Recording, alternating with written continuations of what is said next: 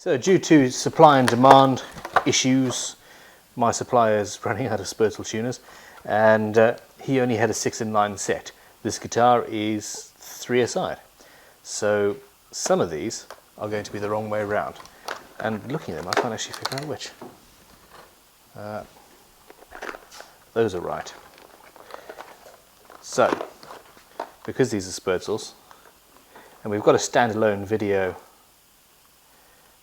somewhere doing this, unscrew, pull the top off, making sure not to lose that little washer there, take that off, and a little bit of a wiggle, that comes out and goes back in, and suddenly in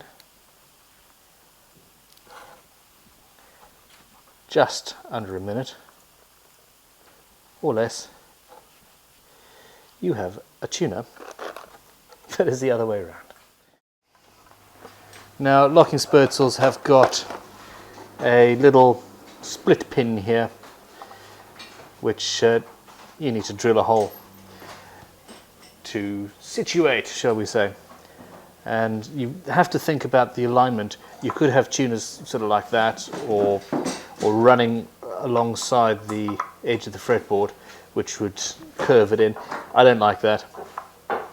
Straight string pull, straight tuners in this case. So I'm going to have the first one there, and I'm just pushing in a little bit. I've got a small circular indentation now, and I'm going to use a brad awl to find the center point where I need to drill. 3mm drill bit. Do not go all the way through. And again I say, do not go all the way through. This is not a 3mm drill bit, this is a 3mm bit of steel with no teeth whatsoever. Oh no. Aha! You know you need to replace your drill bits when they can't cut through an oil finish.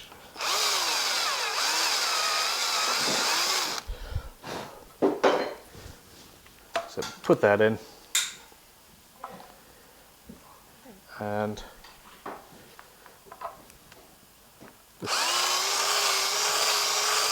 this doesn't appear to be a 3mm drill bit, it was in the wrong slot.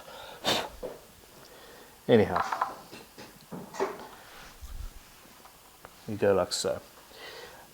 There's actually a little bit of crud left in these tuner holes, so out comes the reamer.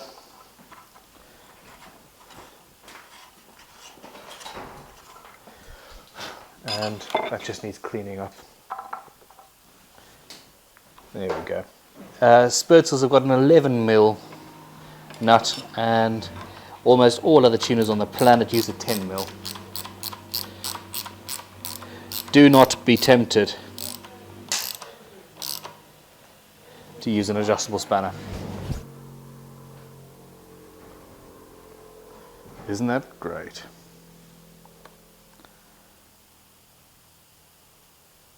It's really difficult to focus on nuts. Let us look at the phenomenally pretty and very shiny new Tremolo system. Oh, and there's a reflection. Whee. So yes, this has just been pushed in there. It's not fitted yet, but it's going to be rather beautiful, isn't it? And here's how it works. We have bearings on the end of a hardened steel rod, and the tremolo will rise up a little bit and rest on that, and then standard posts will sit on there and move up and down, thus giving us height adjustment. And pretty much everything here is custom made. The saddles are customized piezo saddles from the Ghost system, and will give us the Ghost MIDI and piezo capabilities of this guitar. This required some concentration and measuring, and I've taken the pickup out. Essentially, I want that there, and I've used a Jessica Jessica. I named my Bradall Jessica because it's my favourite tool and it has a name. Anyhow, so those are the two positions I want for these. That could be pretty much anywhere really.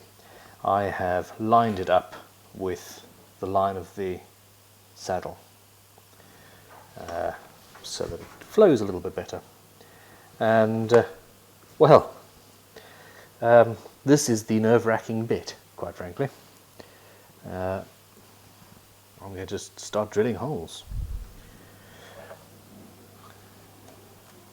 It's at this point that you tend to drop things on your lovely, nearly finished guitar. So just concentrate. Okay, we're using these inserts, and that rim is 11 millimeters. So the first thing I'm going to do is not use that. The very first thing I'm going to do is drill a pilot hole. And that is going to be 1.5 mil.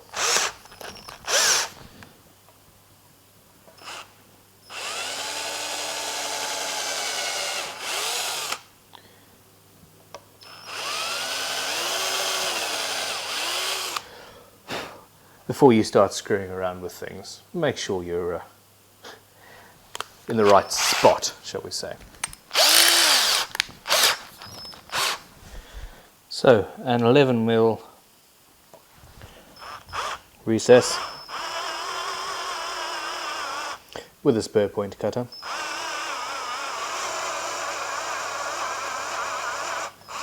Slowly and carefully.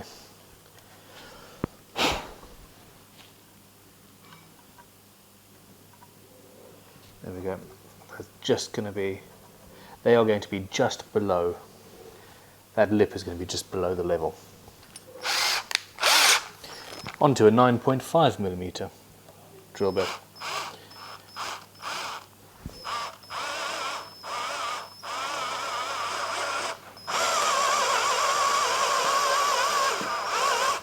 I'm cacking myself, this is scary. Seriously. Okay, long drill bit. I'm going to put an earth cable from here through to the guitar instead of wiring it to the claw, or maybe even as well as wiring it to the claw, just because I can. Now when you're going to drill at an angle, start your hole off with a Bradall, if at all possible. And of course I'm using a really long drill bit so I don't damage the instrument. And you see I'm pushing it up with my finger? I'm supporting the drill.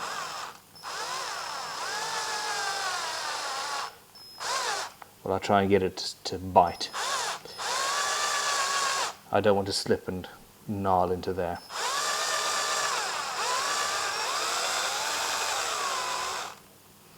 The earth lead, black. We've already got a black lead coming through from the switch, so I'm just going to put a little bit of silver tape on so that I know which one is my earth.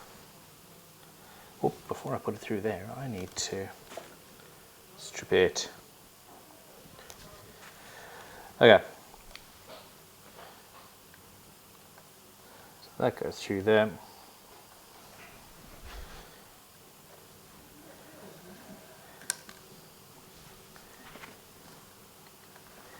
And we are getting somewhere now.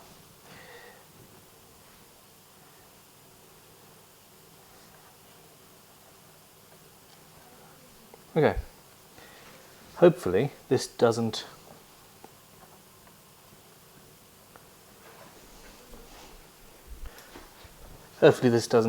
shatter the, break the wire, is what I'm trying to say, unsuccessfully. Now, big hammer. You don't want to hit the guitar with this big hammer. A little hammer is a bit diddy. So, hit the little hammer with the big hammer.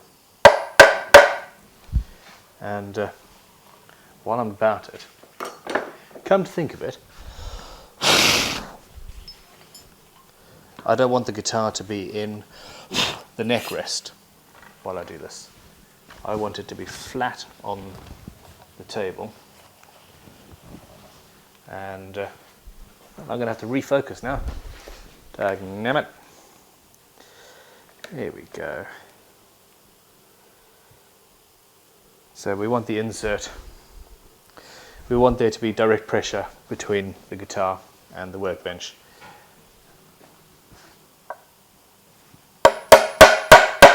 Can you hear the difference there?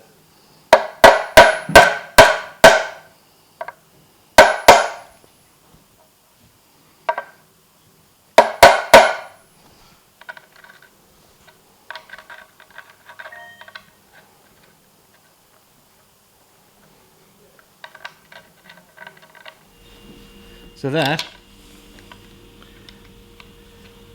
needs to be low down